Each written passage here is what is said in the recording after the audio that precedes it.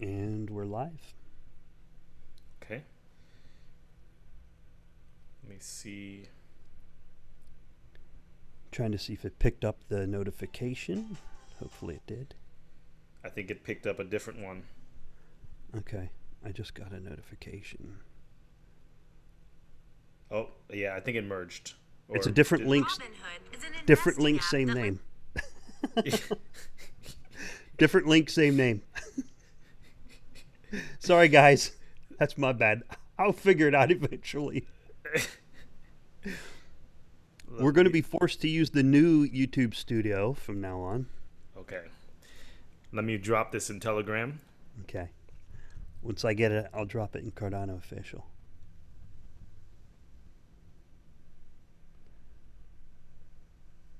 And there it is.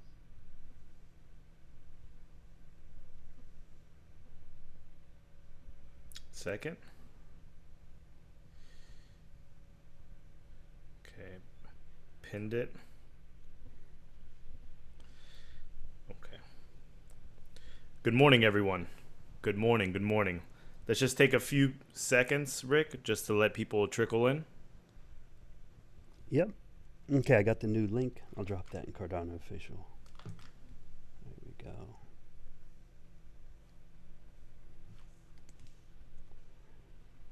So it picked up the right thumbnail. I guess it did pick up the right link. Yes. Hello, everyone. How you doing, Brian? Abdushakur Muhammad. Hi. Hello. How are you? Cascading Disruption. Hello, Jake Z. How are you? Let me pull up the chat window and then we can start. Do you do sort by top chat or live chat? I set it to sort by live chat and then pop it out. I sort it by top chat. Okay. Or live chat, I guess. Yeah, live chat. Okay. Live chat. Yeah, no matching shirts today.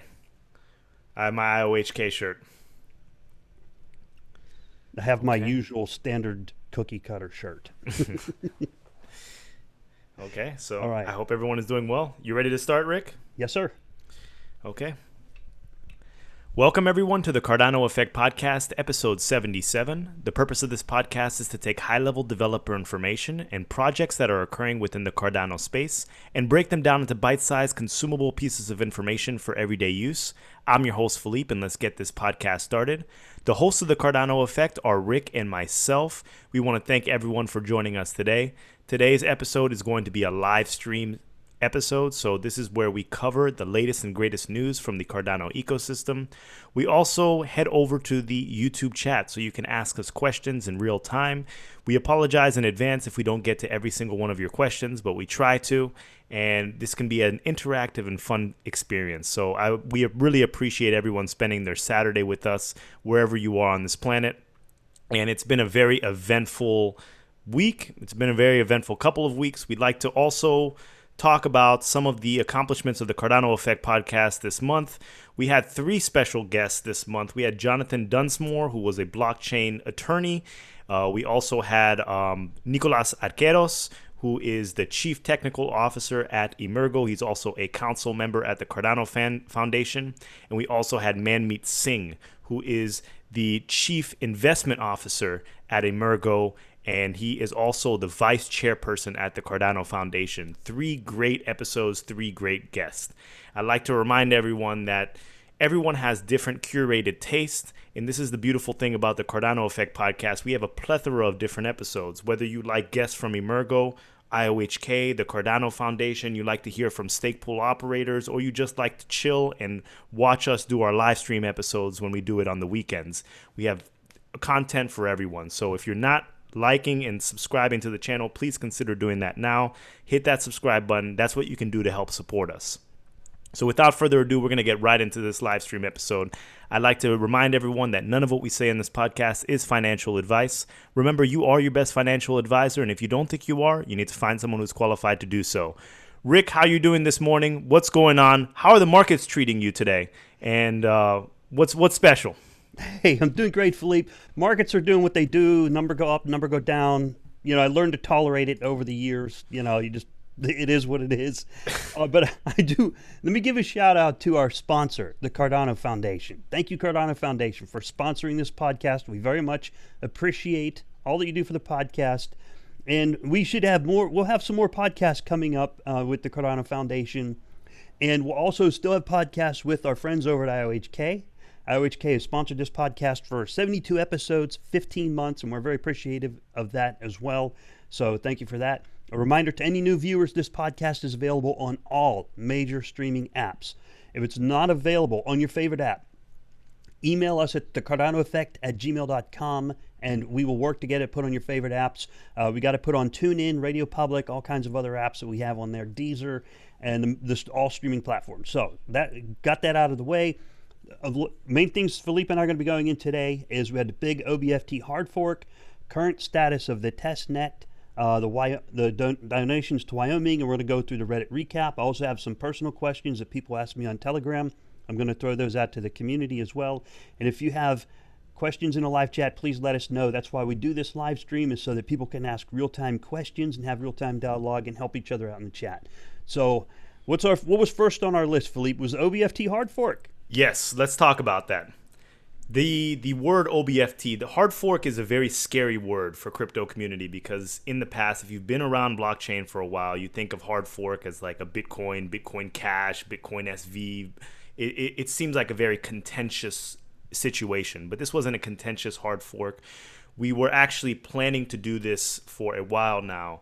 The Cardano Effect actually had an episode with Duncan Coutts almost a year ago, maybe like 10 months ago, where we talked about the OBFT hard fork and what it would mean for Cardano. So right now we're in, well, the hard fork happened, so we're migrating, but we were in the Byron era. Byron hasn't, I don't know if it's been deprecated yet, but this OBFT hard fork, the purpose of it is for us to migrate from Byron to Shelley. So we were going from Ouroboros Classic, we did the OBFT hard fork, and then we're going to hit Ouroboros Genesis. And it's sort of a bridge protocol in order to get us from one stage to the other, because you don't want to just jump straight from the Byron straight to Shelley.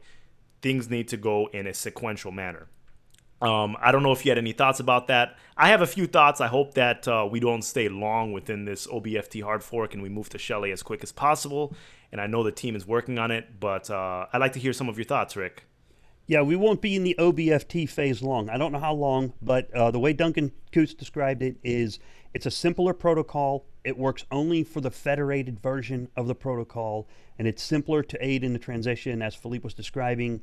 And so there will be another hard fork going into the Shelley mainnet at some point, where the OBFT and the Shelley can run, maybe not concurrently, but they can snug up next to each other and then shift over into Shelley with no problems. And that was the key, is that was, so there's been a lot going on the last couple of weeks. Yes. One is that hard fork.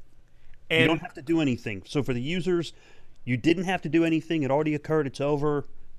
Nothing to do. It was mainly on the IOHK federated servers and on the exchanges, or maybe the exchanges, but the exchanges also had something going on too with the new wallet backend, and that's the next subject we were going to hit. So what'd you think? Anything else on the hard fork? Yes. Also, would like to remind everyone that also Duncan Coutts said that during the OBFT period, we're actually subject to like a 1/3 adversarial stake. So there's usually 51% attacks. That's what people are worried about with proof of stake protocols, and we won't be 51% resistant until we hit Shelley.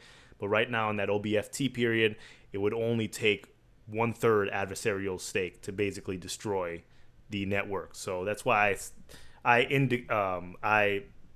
emphasize that speed is of the utmost importance. We're still within the test net, so it's not like super vulnerable. It's not super vulnerable at this point, but 1/3 adversarial stake is a little bit worrisome. It is, and it's on the mainnet. So the OBFT on the mainnet and the 1/3, that means that one entity would have to own 1/3 of the ADA, not a stake pool. So I did hear there were some conversations about a stake pool having 1/3 of the stake, but it doesn't work like that. It doesn't matter how much stake is on a stake pool. They don't control that ADA. They don't control it. So Doesn't matter how much stake is on a pool. It's how much stake is owned by that one individual. And if any one entity owned 33% at any point in history, then they would be able to conduct an attack. And then once it goes to Shelley Mainnet, it will be 51%. So at any point in the history of the blockchain, if any one entity. At this point in time, no one ever has. So the probability of getting 51% is extremely small, right? Yeah. Even the probability of getting a third at this point. I mean, existing actors, it would be a little bit more difficult. I mean, a little bit easier. But new actors, new adversarial actors, I mean, you'd have to spend hundreds of millions, if not billions, to acquire that amount of stake. And that would cause extreme price increases, and it would just exponentially get higher and higher as the person is trying to liquidate as many exchanges as possible. I just don't think there's enough ADA out there for that to even happen right now. Correct. I don't think there is either. And I think, just to make sure it's clear, people realize that 1/3 or 51% of ADA doesn't mean 10 billion or 15 billion ADA or the price. It's a half the distance to the goal problem. Every time you got half the distance to getting to the 51% marker, you're going to at least double the price of ADA. So by the time you ever get there, if you keep going half the distance, you never get there. Exactly. So if someone would 51% attack it, we'd all be millionaires. Yeah. Yeah. By the time they got there, by the time they got there, we'd be all millionaires, and they'd probably never get there. Interesting thing about proof of stake. So we'll let you know if it's happening in real time, because you'll see the price and everyone can cash out, and we hit the moon early. So if it happens, a win-win. We'll live stream it. We'll live stream if it happens. All right, how's that sound? We'll be on the air like bam. Watch, look at. We'll pull up Coin Market Cap and just watch the little thing go parabolic. Sounds good. Sounds good. Sounds good. There's some other live streams we need to. We need to do one with the stake pool operators. We need to do some kind of a launch. Okay, I'm expecting at least another stake pool episode, maybe March 1st, with the pool operators, and we do have some interest in doing a live launch. We'll figure out what that means and what that looks like, but there is interest from the pool operators, and I think that would be really cool. I think if we get all the pool operators up live, bringing up Haskell nodes, that would be cool, man. Oh, it would be. It would be. Rick has said this before, but our Zoom account takes 100 users, so we'd like to fill it completely. We're going to be the Brady Bunch of Cardano. We're going to have 100 squares, so it would be madness. Yeah, if we ever bring it in for a live stream, remember, use Chrome or Firefox. Always wear headsets. You notice me, Philippe, and Joe Rogan we're very similar, right? And all three of us wear headphones. You got to wear headphones. If you don't wear headphones, it's not going to work. So if you come on our live stream, make sure you wear headphones. Yes. Yes. It'll echo. Yes. All right. I'll make sure Joe Rogan's aware of that too.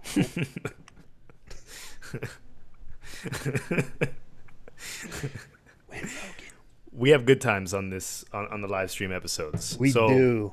So what was our next section? Update on the status of the testnet. Okay, yes. And I'm going to do a screen share on that. Okay, so the current status of the testnet is, on the pool perspective, it is extremely stable. From the Daedalus wallet user perspective, it is very frustrating because a lot of Daedalus wallet users cannot get to the testnet.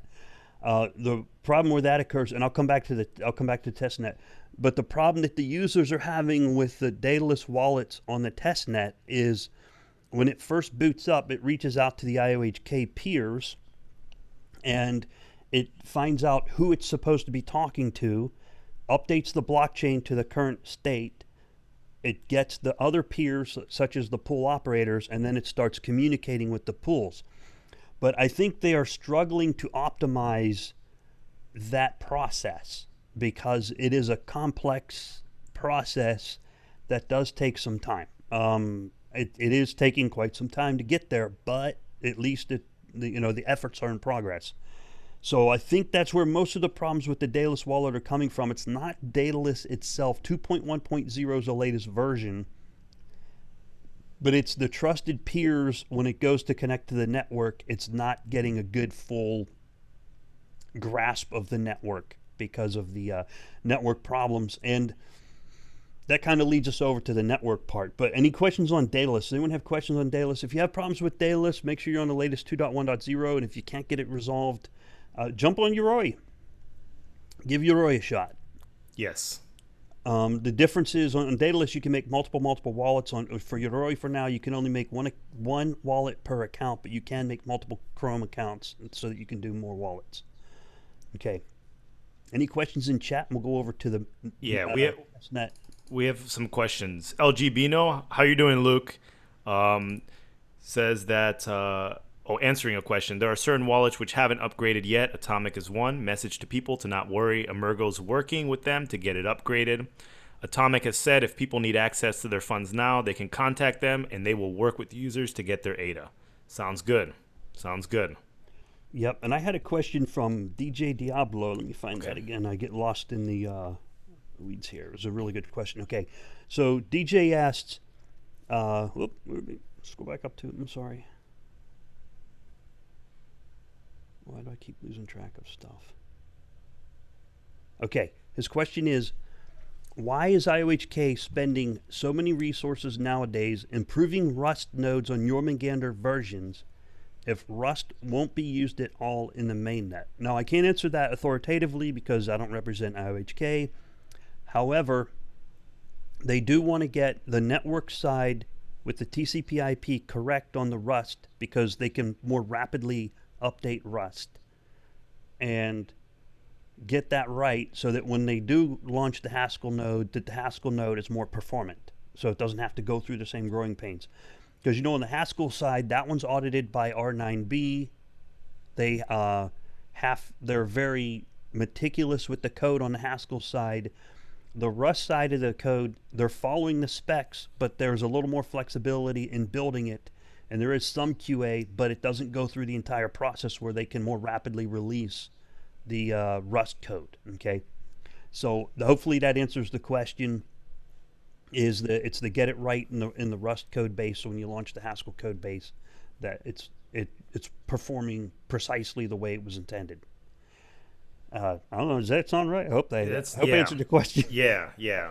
I'm not an expert. I can't answer precisely, but hopefully that's good enough for now. Yes. Rick, I probably have a follow-up question for you because everyone is wondering Rust versus Haskell, how they're allocating the resources. I mean, you pretty much answered the question there, but what do you expect as far as the improvement from Rust until we hit Haskell? Do you think there's going to be a significant improvement as far as wallet connectivity, pool operator efficiency, and any of those factors? I have no idea. I'm going to think of the Papa John's commercial where they say better ingredients, better pizza. I got my fingers crossed, and I'm just hoping if you got better ingredients on the Haskell side, you got better software. Fair enough. That's all I could say, man. Fair enough. So I anticipate it'll run better.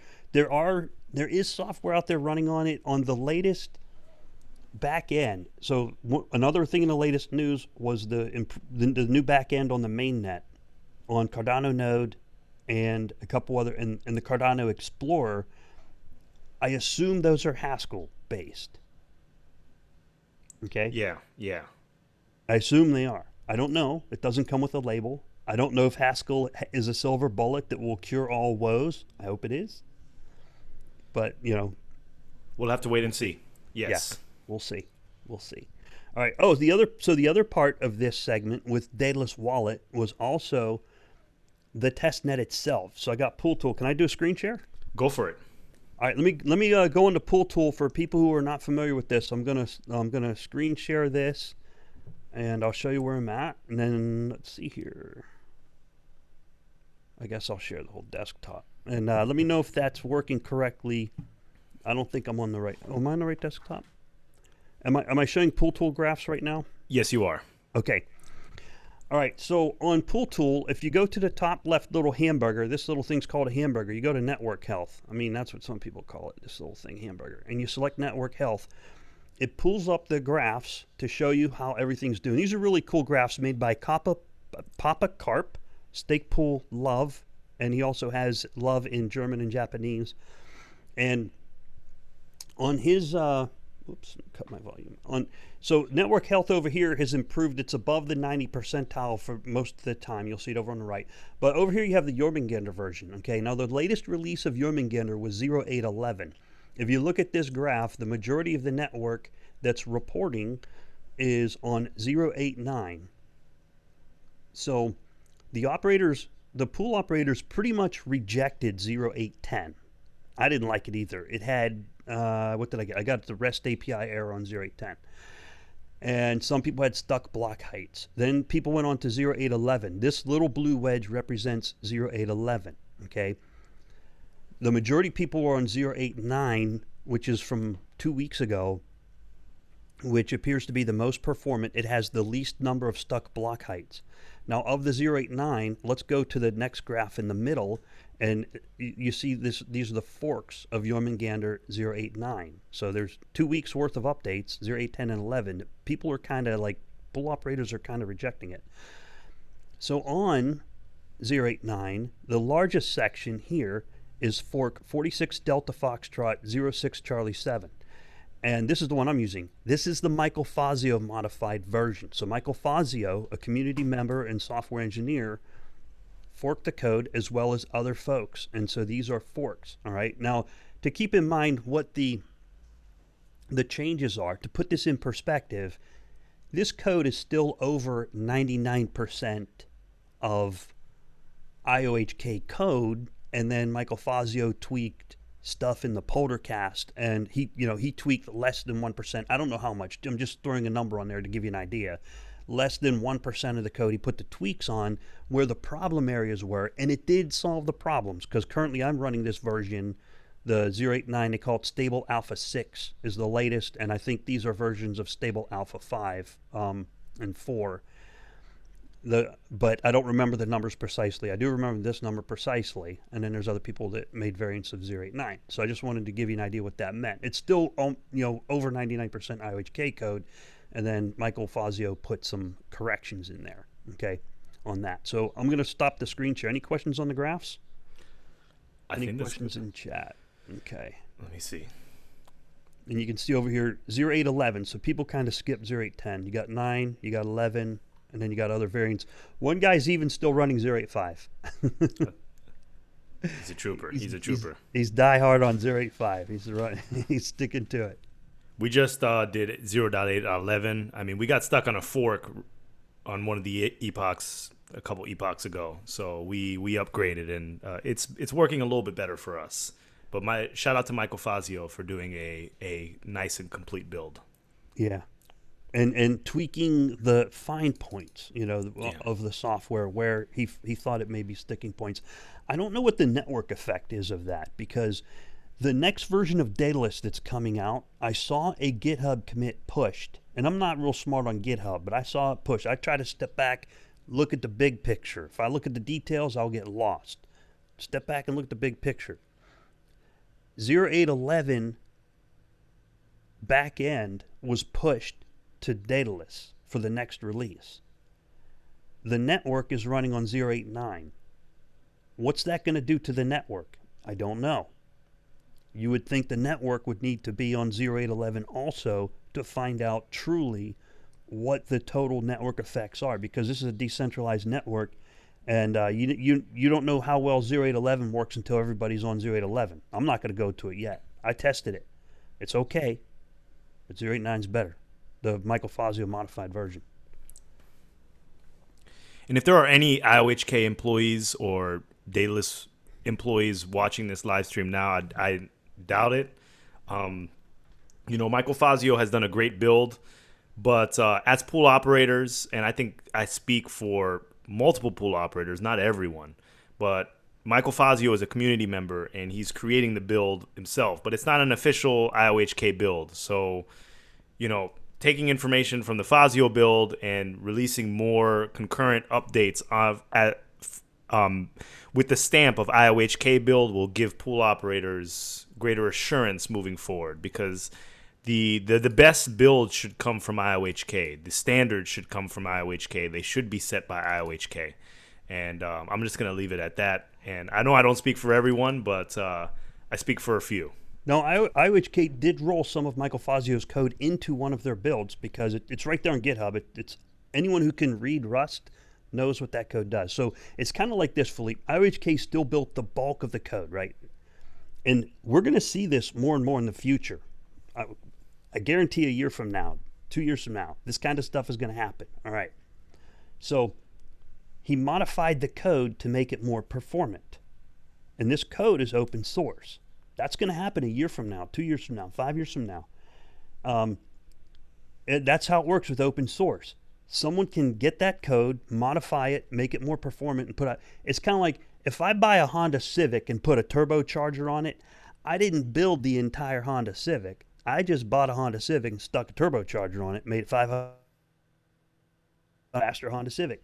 People are going to be doing that in the future. They're going to get more hardware. Who knows? They might put it on ASICs, although that would not be the best case scenario. That would be a less than optimal scenario.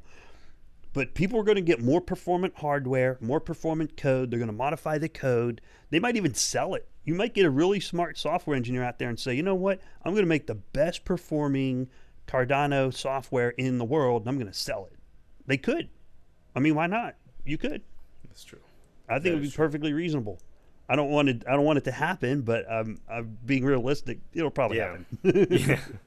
But you're gonna have people doing tuner versions of the Wyoming Ada nodes. You know, putting LEDs on it and putting a chrome exhaust pipe and fuzzy dice on the rear view mirror and custom code, right? Yeah. You make a good point. You watch. I bet Sarah Kell will do it too. Sarah Kell will be like, we can make it better. It'll be like a race to the winning protocol. Oh, yeah. That'll be interesting. Okay, let's jump in YouTube to see if there are any comments. Let's see. There will be another hard fork for Shelley, yes. At one point in history, the Cardano Foundation has owned all of the ADA. That was from that Nate guy. Incorrect. At no point in history has any one entity owned all of the ADA. No one has ever owned it all. Yeah. There is on Cardano, CardanoFoundation.org, Cardano.org, the Genesis block is in there. The initial distribution of ADA was very highly distributed, not extremely highly, but it's there. The Genesis block data is on Cardano.org. No one has ever owned a large portion of the majority. No one has ever owned the majority of ADA. Yeah. I mean, that would imply that it would be a security, and it's. I tend to think it's not. I mean, if one entity owned it and then distributed it in that way, but there was a token sale. All the audit reports are on the Cardano Foundation, and they abided by the laws that they needed to in that jurisdiction in order to properly distribute the ADA. Whether you think it's fairly distributed or not, that's not the question at hand. They did what they were supposed to do in order to distribute the ADA. Yeah. So for technology purposes, it was good to go. No one has ever owned more than 51% or 33%. Yeah. All right. Okay, let's see. Any further updates about McCann Marketing? No. Oh, good question. Falcon Eye Vision asks, are there any further news updates about McCann Marketing strategy campaign? No, not yet. I haven't heard any updates. However, it'll be out. It was a brand refresh, so watch for that. I don't think it'll be much longer, and we'll see information. Springtime is a great time to put out new stuff. Timed well. Yes, and I think we'll know by. Sorry, you go ahead. Sorry, well, I think we'll know by the mid to late April thing that's going on in Japan. Oh yes. That's definitely when I think we'll find out, or somewhere between now and then, or then. And we are sponsored by the Cardano Foundation, so we do have access to people at the Cardano Foundation. So we know that there's a lot of news that's coming out, and we're going to have a couple episodes in March that should be interesting to some, interesting to others. I mean, you'll be able to pick and choose which episodes you want, but the Cardano Foundation's working, and they're working on a lot of different things, and we hope to premiere some of those things on the Cardano Effect podcast. Yes, absolutely. I would love to premiere that kind of stuff. And William Wolf asked, do you guys have any date when the mainnet launches so that everyone can stake ADA?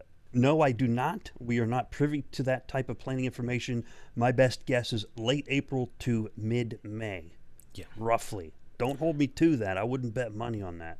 Yes. That's And at this my point, best estimate. Sorry. yeah, yes. And at this point, I don't think the team knows either. I think there are probably soft dates out there, but there's nothing firm, concrete, because they still have to analyze all the distribution and the data from the ITN in order to make sure that they're ready to go. But we did hit that OBFT hard fork, so Shelly should start soon, and then we should wrap up Byron, and we should hit Mainnet. I'm pretty sure that it's coming, but I don't know when that date is. Yeah. Hey, there's a really good question in there from Cascading Disruption. Should the Pegasus app change their wording from ROI to ROS? Yes. And so should adapools.org. They need to change it from ROI to ROS. The reason being, words are important. And if you call them investors and you call it an investment, then you could be, the SEC might be asking pool operator questions, at least in the United States. And in Daedalus and anywhere else, they need to change the word tax to the word fee, not pool tax. It needs to say pool fee. If the IRS were to come to me and say, how'd you earn that money? And I said, I tax people for a living. The IRS is going to throw me in jail. They say, you're not allowed to tax people. That's our job. Okay? Why are you trying to steal my job? Taxing people? Oh, but they're from other countries. Oh, really? Well, now you can go to federal prison. Rick, all of us out of there. Rick, all of us are going to be in some white collar prison. Yeah. All the pool operators, we're all going to be having a good time. In Russia, they'll throw you in the gulag. They'll throw you in the gulag. You're taxing people? Really? You're a pool operator. You're some guy. You're some guy at the computer. You're taxing people. Guess what? You go sit in the gulag. Yeah. Get the word tax out of there. Yeah. No, the SEC doesn't play. The U.S. is just a very precarious situation because it's a lot of lawmakers and legislators that don't understand what is going on. So everything here, this is a very litigious nation, and people want their money. And individuals and governments. And words, Words are important. Yeah, exactly. If your word encroaches and you say taxing and investment, then you're going to fall under the rules and regulations for taxing and investment. They're just going to make the rules fit whatever. Okay, these rules apply to you and these rules apply to you. Which one's going to get me the most money? That's the one they're going to hit you with. Exactly. And if you didn't follow those rules, you're going to be in trouble. Yeah. So, if you want to learn more about it, listen to our podcast episode that we released this month with Jonathan Dunsmore. He is a blockchain attorney, and he gave us a lot of tidbits from an attorney's perspective. And while none of this stuff may actually happen to us, you always want to err on the side of caution because you just never know. You never know. The SEC doesn't play. Recently in crypto news, the SEC came down on another company, another blockchain company, and they're brutal. They're brutal. So it's just what has to be done. Yep, and I think that's good that they're brutal because accountability in blockchain is extremely important. In the last bull run and all those garbage scam coins, the ERC20 tokens all over the place, there was no accountability. No, there wasn't. There wasn't. And accountability is important. Nobody is going to trust blockchain until accountability is enforced. Yes. And the accountability, it was like no man's land. And people would just say, oh, well, that's blockchain. Like, oh, it's okay to lose thousands of dollars on a high-risk investment. And they just walk away and say, bye-bye, thanks for the money. Yeah. Okay. Yeah. Well, until you hold those people accountable, nobody's going to buy your garbage again. Yeah, that is true. And it gives a bad name to developers who are trying to remain anonymous and make a good product. Yeah. Because when they try to do it and they go, well, who are you and where did you come from and what is this software you want me to put on my computer to secure money with? People are going to be like, nope, I ain't playing. They ain't going to play. They said, I heard about these people in 2017 and 2018 that got burned doing that. Yeah. Trust me, because I'll tell them. Yeah. They will hear about it.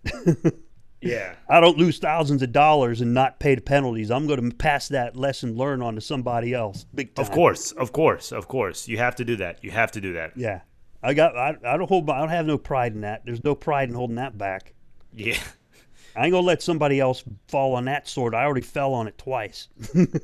I've fallen on it a couple times too. So I think everyone that's been here since 2017 or a little bit before has encountered some of this nonsense. Yeah, and I want people who build on Cardano I want them to have credibility and opportunity, and I also want them to have accountability too, right? Yes. And we should make a version of the Cardano effect called the Cardano effect after dark. We'll make a segment called the Gauntlet. Yeah. And when people want to bring their they want to build smart contract, it depends on the kind. If they want to build a token on the Cardano, they're going to have to come through the Gauntlet. Yes. We'll give them an opportunity to prove themselves worthy to build on Cardano. How's that sound? I agree. But if it smells funny, we're going to call it out. They'll have to face you guys. They'll have to face our viewers, and the viewers will have to say, hey, is that stuff legit? Yes. Yeah, we did that with another ERC20 last year. Now they're over on Binance. And Yeah. We need to do that, and then invite some community members and share their experience, share their opinions, and just really tear down every single project that's going on within Cardano. At least some of them, at least the major projects. Yeah. So especially when projects are trying to raise boatloads of money as well. Yeah. So yeah, there's going to be some small projects where people are experimenting and learning and cutting their teeth, and those are good. Yeah. As long as they advertise properly and let Yes. people know, hey, this is an experiment. Yes. But if they come on here using numbers and saying, oh, $3 trillion market, guess what? If you say that, you're getting the gauntlet. Yes, you are getting the gauntlet. We're going to bring experts on and say, what are these guys saying? Is this true? Yes, exactly. Because assuming everyone in this chat, or most people, they own ADA. And if the price of ADA increases dramatically over time, and we have another sort of, when smart contracts come out, there are going to be a lot of companies that are building projects, and there's going to be a lot of companies that are going to try to separate you from your ADA, the ADA that you worked hard to get, the ADA that you dedicated your time, your energy in order to receive, and you've been hodling for so long. They're coming to take your ADA. So if you're going to separate yourself from your ADA, make sure it's for a good project. So we want to make sure we build a knowledge base here so everyone's making informed decisions and you know the risks associated with the project. We're not going to tell anyone whether to invest or not invest in a particular project, but we're going to analyze it and poke holes in everything. Be a skeptic, because don't let anyone pry the ADA from your hands after it hits a certain price and you've already earned it and you're back to square zero. Just letting you know that. Yep. So, and then add to that, there will be good projects. There are going to be great projects on Cardano. Yes. And that was subject to the same scrutiny. Someone asked, there was a question further up. Missed it. I'll go back and check on it. From Underwater Frog, is Cardano also working on total business solutions for companies? Yes. There are people out there working on it. We're not privy to that information, but there are plenty of business managers at IOHK and Emergo. That's Emergo's primary thing. We won't know more until smart contracts, though. That's when you'll see that part kick off. The businesses need the smart contract side for it to be more effective, more business friendly. Yes. And I'd like to reiterate that the companies that people are working with, I mean, Rick and I are just not privy to that information. While we were sponsored by IOHK, we didn't really have inside information of what was going on. I mean, with the Cardano Foundation, I feel like we have a lot more information as far as the projects that are happening within the next few weeks or the next month. So we know what's going to be going on within the month of March, or more or less have a 1 to 2 week jump. But as far as what partnerships or what strategic moves that IOHK is moving, we were never privy to that, and we likely won't be. So we will learn it when you learn it. Yep. We put out the news. We don't have any backdoors. Yes, exactly. And exactly. Yeah. So, are we ready to go on the news? Any other questions? Great questions today, guys. Great questions. Great questions. October Black says, with the gauntlet on Cardano After Dark, he says, make it a live chat. I'll be here to grill him. Thank you, October Black. We'll do it. We do that. The gauntlet should be a live stream. No softball questions. No, none. We're coming for the neck. Let's see. Well, what happens if Cardano's not finished by 2020? Will they renew the contract? The contract does not go till 2020. The contract goes beyond that. It goes. I don't think it's a date expiration contract. I think it's a milestone completion contract. You're correct, Rick. Different kinds of contracts. Yes. Different kinds. The initial estimate was 2020, but the other question, will Goguen be done, come out right after Shelley, 2 to 3 month gap? Not long. I don't think it'll be long because the building is in parallel. Yeah. 4 major projects going on in parallel. Thank you for the questions, guys. On to Reddit? Sounds good. Okay, let me get Reddit. And on Reddit, we are on our Cardano, sorted by top this week. Some of the news is also what we already touched on. And the first one in there is the hard fork successful. The OBFT era has begun.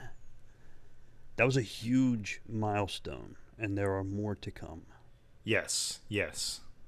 Okay, so we already touched on that one. I think I had... Okay. Cardano network activity is up 300%. That is from Reddit user Trade Feeds 3 days ago. Trade Feeds is very good at analyzing the charts. I am not. I have to put on my doubter hat with this article. I looked through the article on cryptoslate.com. Once again, there's a dichotomy between what's actually happening, what the truth is, and what's actually happening within the network. Right now, we're in the incentivized testnet. People can stake with their addresses that were live or within a Daedalus or Yoroi wallet prior to the snapshot in November. So active addresses within Daedalus or Yoroi, I don't really measure that as anything impressive at the moment because there's nothing for people to use their ADA on if they're not just staking within the incentivized testnet. New members really can't do anything with their ADA. If we were within a smart contract realm and people could, I don't know, vote or invest in certain companies or do this or move their ADA around or use like coin mixers or use certain products, then that growth would be, it would be impressive. But at this point, it's a closed system right now that's happening within the incentivized test network and within the incentivized testnet, and network activity up 300% does not mean anything. At least that's my opinion, and I'm going to stick with that. Yeah, but the good thing is that at least they use graphs that show daily active addresses in that article.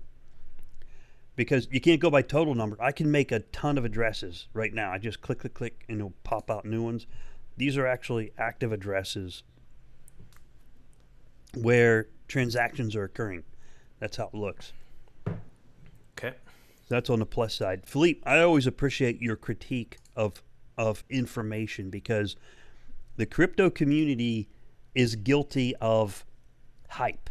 And Philippe is the anti-hype, or at least the hype tamer. He tames the hype and brings it back to a normalization level. And I think all of our viewers appreciate that, Philippe. Thank you, Rick. Thank you. Sometimes people call it a rant. It's good rant. Good rant. It's good. It's good. Now there's another, I'm sorry, the next one. You got the next one, buddy. Okay, next one is thank you, Yoroi and Emergo devs. This is a quick read. I am an old-time Daedalus diehard fan, but lately it has been difficult to use despite the new update, at least for me. Meanwhile, the new upgraded Yoroi is great. I did not move from Daedalus to Yoroi before, as there were balance discrepancies when doing so in previous versions. Not anymore. All major issues solved in such a simple and efficient interface. It is a pleasure to use it. I will stick to this Super Yoroi while Daedalus is still recovering over the next weeks. Then we'll give it a try once again. This is mainly a shout out and a big thanks for the great work of the Emergo devs and the outstanding results of the latest version of the ITN Yoroi. So great post. Perfect article. I agree 100%. You know, Yoroi got wrecked over the Christmas holidays, and not to the fault of Emergo. It was just timing. Just sometimes things happen, right? But Emergo and Yoroi has made a massive comeback, and Yoroi is now the go-to wallet with all the Daedalus issues that people are running into. And if anyone does have Daedalus issues presently with 2.1.0, my suggestion is make sure you got your 15-word passphrase. Delete everything from the old wallet. Go find all the old files, Daedalus ITN, delete it all out. Create an entire new one from scratch. Save yourself the headache. All those workarounds are getting old. They kind of work, they kind of don't. On my computer, when I did 2.1.0, this computer I got right here, it worked perfect. Poof, instantaneous. On my wife's computer, it was a nightmare. If I wasn't here, it wouldn't be working right now. Exact same thing, Mac OS laptop. That's it. Yeah. So you either use Yoroi or delete all the old Daedalus stuff and start from scratch. That was a beautiful post. Thank you, Perry Walker, for that. Yes. The next one was from Seco Narissa that 8.11 is out for the ITN. Yes, it is out. It's not very popular used right now. The pool operators, I talked about that earlier. They kind of rejected it, went back to 0.89 and earlier. Okay, the OBFT hard fork countdown, OBFT hard fork complete. Yes. We spoke about OBFT earlier in the podcast, and for the new users, it means Ouroboros Byzantine fault tolerance. And it is the bridge from Byron to Shelley. So it's just preparing us. It is a minimalistic version of Ouroboros, and it will prepare us to make that migration over to the Shelley mainnet. Yep. And what's our next one there? Thank you, Philippe. I think we can skip down. I wanted to talk about the Wyoming. Yes. The Wyoming investment. We're getting towards the latter part of the podcast. So there was an article. I mean, there have been articles written about it already, and it's even Caitlin Long responded to it on Twitter saying it was great. So what happened was IOHK, the Cardano funds Wyoming, the University of Wyoming. They gave them $500,000 in ADA, and this is supposed to boost blockchain development for Cardano. So the idea is to start probably training Plutus and Marlowe developers and making sure that we get some developers over in the Wyoming area to work on the Cardano project. And one of the questions that I saw a couple times reiterated, people think that University of Wyoming is going to dump on people because they received $500,000. And at the time when I was analyzing the articles, that was around 7 million ADA. But this has probably been in works for, I don't know, months. So they could have gotten it at a much lower price. So we're going to say between 7 million and 15 million ADA, because ADA right now is, 6 cents. At some point a few weeks ago or a month ago, it was at like 3 cents. So if we can estimate that they got anywhere from the range of 7 to 15 million ADA, I think that's a fair assessment. But I don't think people should be worried about University of Wyoming dumping ADA, and this is why, because that's not how university grants work. If you are a real legitimate university, grants have to last a certain degree of time. They're usually parsed over certain years, and the reason why I think that they even took this kind of investment is because ADA has a proof of stake platform that can replenish, or they can basically survive off the interest or the return on stake of their investment. So let's say University of Wyoming opens up a stake pool, puts their stake in there, and then receives ADA for securing the network. They can use that to build their developer base and have it last 5, 10, 15, maybe 20 years. That's how university endowments work. If you look at all the major universities that have very large endowments, you look at Harvard, Princeton, Yale, Stanford, they have billions of dollars of investment. And this could come in stocks, mutual funds, any sort of assets. They're not dumping on people because that investment has to last a long period of time. There's a reason why Harvard is the richest university and is the oldest university in the United States. It's not because they blew all their money in year one. They've lasted 200, 300 years. They've lasted long periods of time because they parse out their investments and they live off the interest. They live off the interest of their endowments, and that's what fuels them from year to year. So assuming that University of Wyoming is going to dump this year is not, that doesn't make much sense. They're going to be using it to develop and grow a program for a long period of time. Otherwise, they would have just invested in Ada and done it themselves, but they're partnering with Cardano. They're partnering with IOHK. There are pictures of them together. So this is likely going to be, it may open up a department. You may have kids in the future and they go to University of Wyoming and there's some IOHK Cardano department, a whole buildings dedicated to to coding and Plutus. You never know, but that's the long-term scheme of these kind of things. So I don't think University of Wyoming is going to dump. That was a long-winded talk, but yeah. No, that's good because that makes it clear to people. Think they're smart. They're not going to dump. I mean, I wouldn't if I were them. Not anytime soon, anyway. Yeah. Because they got to be good caretakers of their own resources, just like everybody else. And I think it's cool because we had the University of Tokyo was working on the project. I don't know if they're still involved. We got University of Athens and University of Edinburgh. I think Penn State University involved with something. Now you got Wyoming. I think that's great, man. I think it's fantastic. And there was a ribbon cutting opening ceremony going on in Wyoming, and I saw a lot of awesome tweets from both Charles and Caitlin Long on the subject. So check out Caitlin Long on Twitter. She's very inspirational when it comes to Wyoming and blockchain news. They're going to be a trailblazer. And they also have Cardano Foundation. I think they funded the MIT Media Lab. So MIT may be holding some ADA as well. And they're doing some research as well. So nice. Always good to have MIT on the team, especially if they get involved in security and stuff like that. Oh, of course. Of course. That's where your super hackers are at. There were some points brought up in the chat. I'll hop over the chat for a bit. We have about less than 10 minutes left. Okay. Someone asked about the Yoroi app delegation. I extremely highly recommend Yoroi Mobile because I have both my Mainnet and my Testnet wallet in the Yoroi Mobile app. It's both in the same app. That's nice. And it has the delegation center, so you can go find your favorite pool and delegate right there from the Yoroi Mobile app. Okay. I really enjoy that. I can never speak for security. People often ask for security. I don't know. I just know that mobile devices tend to be secure as the user practices good security habits. That's all I can say. I don't know about its security. I can't security audit all that code, but I do know that Yoroi is a great app. I love it. It's great.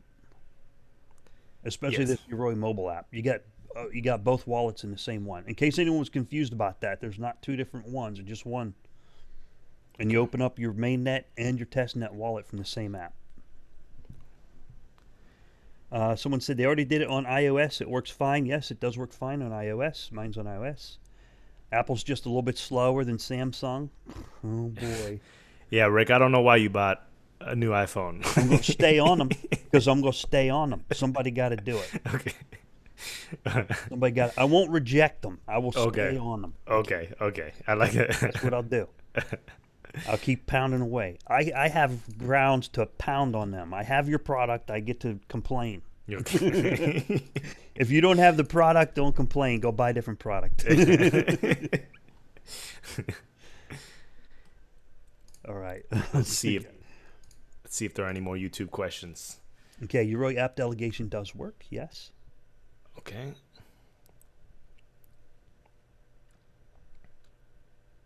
Oh, cascading disruption, always funny.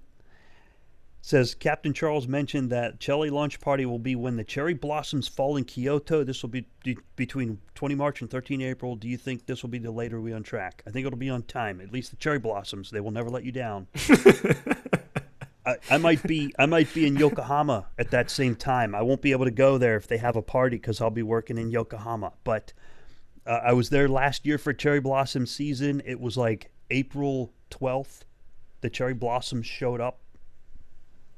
Oh my gosh, it was amazing. It was beautiful. It's crazy in Japan in the springtime, middle of April. Now Kyoto's up on the Sea of Japan side, on the northwestern side, or over towards the western side. So their weather's a little different. So theirs could be earlier or later. I don't know.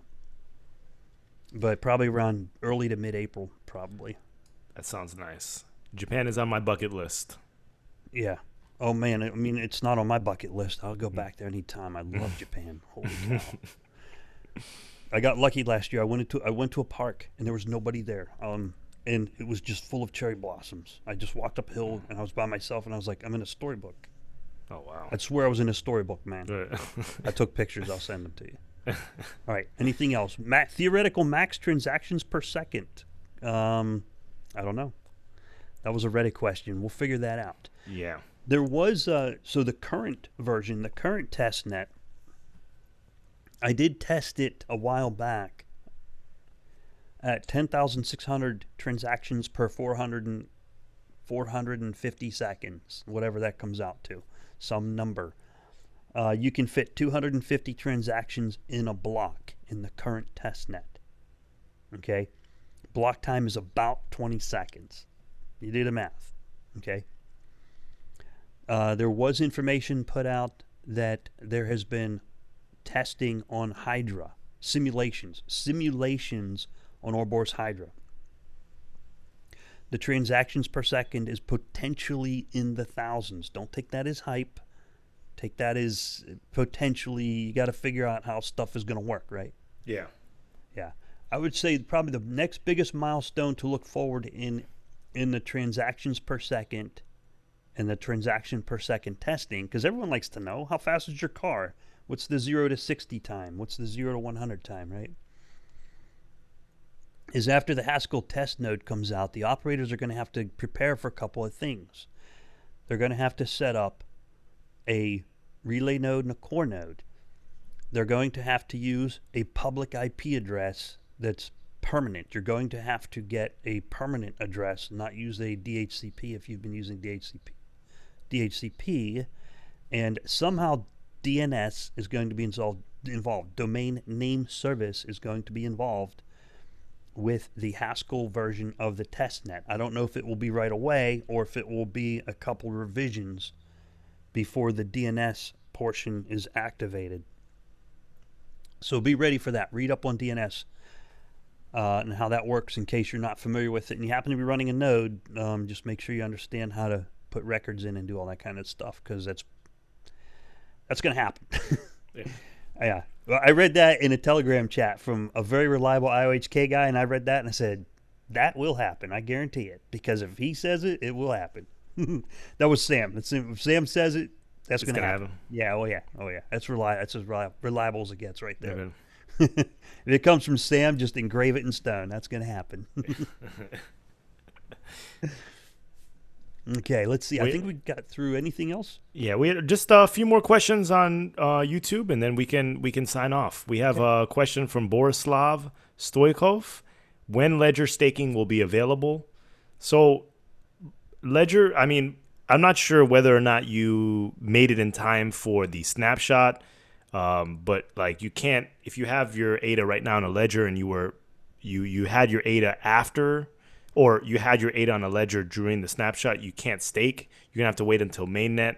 And I'm not sure exactly when you're going to directly be able to use your Ledger to stake when we hit Mainnet. But that is a feature that they are working on, or they are looking at. So it's going to come sometime in the future, for sure. Yep. So. All right. There's a question there from October Black. Rick, will IOHK create a way for the protocol to calculate taxes from rewards? No, I don't think so. If you mean fees, no, taxes. Okay, I got you. No, because taxes change quickly. They sometimes change year to year. They vary by location. Taxes are way too complicated. If I ever get in trouble with taxes, Philippe, I'm going to move to Belize. All right? I'm going to be like John McAfee out there on a boat in the middle of the ocean, running a node with a satellite. Oh, you satellite internet, be running a node out in the middle of the ocean. Yeah. No, they won't be calculating taxes. It's too complicated. Changes too quickly. Yeah. Sorry. Yeah. Get a CPA and let that person work for you, because that's too difficult. That is too difficult. Yep. Okay. Cascading Disruption says, what price does ADA have to be for you to get a Cardano tattoo? Okay, what was it? All-time high was $1.20. Uh, $1.31. You know that Daedalus Minotaur that comes up when you launch the Daedalus? Get that bad boy in my chest. No, not on my. I don't know. Yeah, I'd say $1.31. All right, $1.31 Minotaur tattoo. How about you? How much does it have to be for you to get that tattoo? Yeah, that's the real question. And can you live stream that? And we'll put it on the Cardano effect. Oh God, what a terrible idea! That's the worst bad idea we have. We should. Capital Pink says Hedera is able to reach transaction finality in seconds, no block confirmation times. My question is, do you think blockchain can ever reach this transaction finality speed? I'm not familiar with that project. Is it a DAG? Because if so, that's what they tell you, but doesn't mean the network is as secure as other networks. If it is a DAG, like a directed acyclic graph, you have batches of transactions happening at different core nodes, and those nodes don't necessarily communicate with each other. So you can have very fast transaction speed in one cluster, but if one cluster is not communicating with that other cluster, then there's no consensus, and you can do multiple transactions or multiple charges within a certain block. You can literally just bankrupt the entire protocol. And there's a lot of DAGs that, they tote that speed and stuff like that, but then they have issues, and, they run into issues like IOTA, not hating on IOTA or anything, but that's what happens when you have DAGs. And it's been proven. So it's like, when the masses find out about your protocol and they know that they can double spend and they're at Walmart, trust me, they're going to be running through that self-checkout line 50 times in this period of 10 minutes. Yeah. Philippe, you mentioned IOTA. I got to apologize, man. I usually don't do this, but IOTA's garbage. That should go away. They can turn it off. They turned it off. Yeah. They turned it off. They turned off something called the coordinator, and it no longer runs. That's not a blockchain. Get that out of here, man. Don't crash. I wouldn't say that about Tezos. Tezos is actually pretty good. I've seen Tezos fans get in an argument with Cardano fans. We don't need to argue with Tezos. We can learn from Tezos. We can learn from how they do their the Tezos bakers is the same as a pool operator. Yeah. And how they do percentages and how they raise and lower. That's been a hot topic lately. Raising and lowering the pool fee percentage. Notice I said fee and not tax. Yeah. Fee. Yeah. Raising and lowering the fee percent. There's a lot to be learned from Tezos, so we can pay attention. Yeah. Okay? Yep. Agreed. We don't need to argue with the Tezos bubbas. Okay. Yeah. Folks. But IOTA, get that out of here. Yeah. Man. Yeah. I mean, if some blockchains need to die off, that's one of them. Yeah. That's like your parents turning off your video game console by just yanking the switch. I mean, if someone can do that, like that's crazy. I mean, come on. That's garbage. That's garbage. Get that out of here. Oh, sorry, LaRich. LaRich said a few times, he said, "Hey, senior, I'm standing by for further instructions." I don't know if he's referring to, I'm a retired Navy senior chief. I was a senior chief petty officer in the Navy. I guess you were talking to me, LaRich. Sorry, I didn't see that. Appreciate it. I have no instructions. I have none. HHK Lassie says, hard fork, we get new coins. No, you're not getting any new coins. This is a behind-the-scenes hard fork. So this is an exchange. This is like a hard fork for the exchanges, and it's migrating us from Byron to Shelley. You have nothing to worry about as an end user. Just keep on doing what you were doing since the beginning, and but there's no new coins. It's not like there's a Cardano Shelley and a Cardano Byron. Right now, it's just one unified Cardano.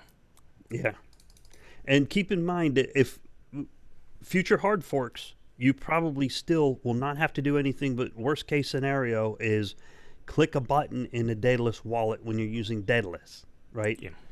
So if there's a hard fork, it'll be like a button press where you say, oh, update my wallet's blockchain, click, and then, Yeah. They planned it out well. Let's see. Someone disliked the video as soon as Rick went off on IOTA. Good. So, That's fine. good for you.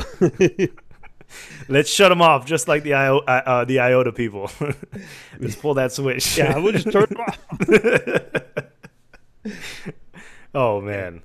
Yeah, so October Black says, I noticed there's no adversarial forks. Yeah, I mean, they come and go. There's still a couple adversarial forks here and there, so that issue still hasn't been solved completely. Yeah. Oh, LaRich is an electrician's mate in the Navy. Congratulations and thank you for your service, LaRich, EM2. He's an electrician. That is some hard work, man. That is some heavy-duty hard work right there. I admire electricians. My hat's off to you, sir. Cascading Disruption says $2, and I'll live stream the tattoo on the Cardano effect. Hold me to it. All right. Okay. You're on. I know we said we're sponsored by the Cardano Foundation, so shout out to the Cardano Foundation. And we're our own entity. We create the Cardano effect, but we may have to run that by them if we're doing a live stream of a tattoo session, just letting you know. No, we don't. They don't. There's no rules. There's no rules? Okay. Okay. So we'll do it. Let's do it. Matter of fact, I'll throw in 100 ADA if he does it. At $2, that's a lot of money. I'll pay for that. That might pay for the tattoo if you get it done in prison. Let's do it. Okay. Maybe from transaction fees. Okay. Yeah. All right. I think we're good, and we are at our hour. Yeah. We don't want to make this too long because people tune out, and we want to try to make it as exciting as possible, as concise as possible. And we find that an hour for a podcast is the way to go. Some people can't even stand an hour, so we recommend you to go to TCE Clips, where we publish some clips, some short clips of what we do. But our sessions are good to go. And there's one more question. William Wolf, how does staking a coin continue once the maximum supply has been reached? For Cardano, they'll be using transaction fees. So there's going to be an entire treasury. So all the little transaction fees that everyone is paying on a day-to-day basis, they're all going to be conglomerated into this giant treasury, decentralized treasury, and then distributed as fees afterwards once we hit that max supply. So I think that's it. Should we sign off? Yes, sir. Okay. So we want to thank everyone for spending this Saturday with us, wherever you are on this planet. We talked about a lot of different things. We talked about Rust versus Haskell. We talked about the new Daedalus update. We talked about Yoroi. We talked about the Ouroboros BFT, Byzantine fault tolerance, the University of Wyoming Ada donation. We hit some Reddit posts, and we hit some YouTube questions as well. We talked about, I think that's it. I mean, some stake pools and what to do. On the chat? Yes. So we appreciate everyone here. Please hit that subscribe button. If you like what we do, hit that thumbs up and then hit that subscribe button. If you dislike what we do, hit that thumbs down and then hit that subscribe button. Keep on tuning in. We have a lot of great guests coming on. March should be fun. And stay tuned. We have some news for you. All right. Have a wonderful Saturday. Enjoy your weekend. Spend some time with some family friends. Until the next episode of the Cardano Effect, everyone. Bye.